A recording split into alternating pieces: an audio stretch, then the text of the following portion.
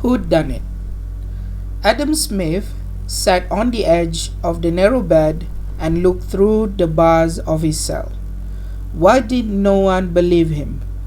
Adam had grown up in a rough neighborhood with gangs where crime was a way of life. Despite this, he had never broken the law and had seen education as his way out of the inner city slums. So, how had he ended up in so much trouble? It had all started when he began his new job at Mangold Sachs, the investment bank. He was just out of university with a degree in economics when the bank offered him a job. Adam's life was all work and no play.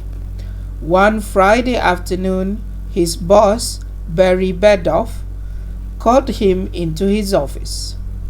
"You don't need to work this weekend. I'm having a party for some important clients and I would like you to be there," he said. The party was at Barry's mansions. Rolls-Royce cars and Ferraris were parked in the street. Adam was led inside by a butler. There he saw men in expensive Italian suits and women covered in diamonds chatting together as they sipped champagne. Adam felt very uncomfortable surrounded by so much wealth, or breaking into a house like this one. As he had nothing to say to the other guests, he went looking for Barry. He saw a wide open door and stepped inside.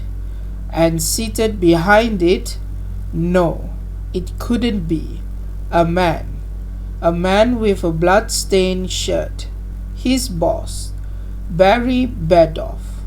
Adam ran to the desk and checked for signs of life, but there was no pulse. He was dead. A bloody knife was on the floor.